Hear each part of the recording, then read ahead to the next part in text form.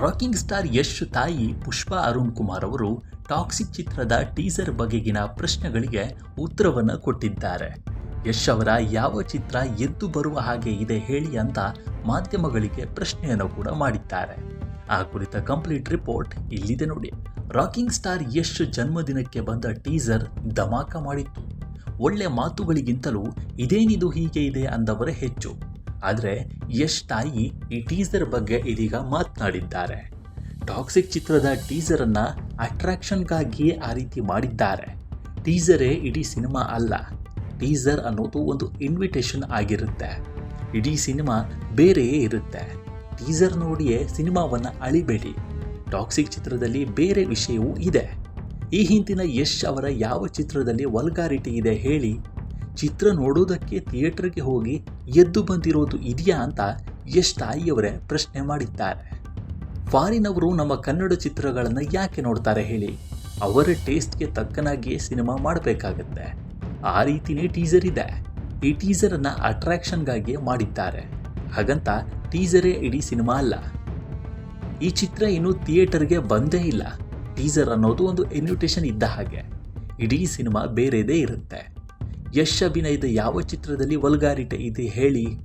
ಚಿತ್ರ ನೋಡೋಕ್ಕೆ ಥಿಯೇಟರ್ಗೆ ಹೋಗಿ ಎದ್ದು ಬಂದಿರೋದು ಇದೆಯಾ? ಇಲ್ಲ ಅಲ್ವಾ? ಹಾಗೆ ಇಂದಿನ ಜನರ ಅಭಿರುಚಿಗೆ ತಕ್ಕನಾಗಿಯೇ ಸಿನಿಮಾ ಮಾಡಬೇಕಾಗಿದೆ. ಹಾಗಾಗಿ ಯಶ್ ಅವರ ಟಾಕ್ಸಿಕ್ ಚಿತ್ರದ ಟೀಸರ್ ಆ ರೀತಿ ಇದೆ. ಅದು ಬಿಟ್ಟರೆ ಇಡೀ ಸಿನಿಮಾ ಬೇರೆದೇ ಇದೆ ಅಂತಲೇ ಯಶ್ ತಾಯಿ ಪುಷ್ಪಾ ಅರುಣ್ ಕುಮಾರ್ ಅವರು ಹೇಳಿಕೊಂಡಿದ್ದಾರೆ. ಕನ್ನಡದಲ್ಲಿ ವಲ್ಗರ್ ಇರೋ ಸಿನಿಮಾಗಳು ಎಲ್ಲಿವೆ ಹೇಳಿ? ಮಚ್ಚು ಲಾಂಗು ಇರೋ ಚಿತ್ರಗಳನ್ನು ಯುವಕರು ನೋಡ್ತಾರೆ. ಅವರು ಇಷ್ಟಪಡುವ ರೀತಿಯಲ್ಲಿಯೇ ಇಂದಿನ ಡೈರೆಕ್ಟರ್ಸ್ ಸಿನಿಮಾ ಮಾಡ್ತಿದ್ದಾರೆ. ಹಿಂದಿನ ಕಾಲದ ರೀತಿಯ ಚಿತ್ರಗಳನ್ನು ಇಂದಿನ ಯಾವ ಯುವಕರು ನೋಡ್ತಾರೆ ಹೇಳಿ? ಅವರು ನೋಡುವ ಹಾಗೆ ಇದ್ದರೆ ಆಯಿತು. ನಮ್ಮ ಡೈರೆಕ್ಟರ್ಸ್ ಅಂತಹದ್ದೇ ಸಿನಿಮಾ ಮಾಡ್ತಾರೆ.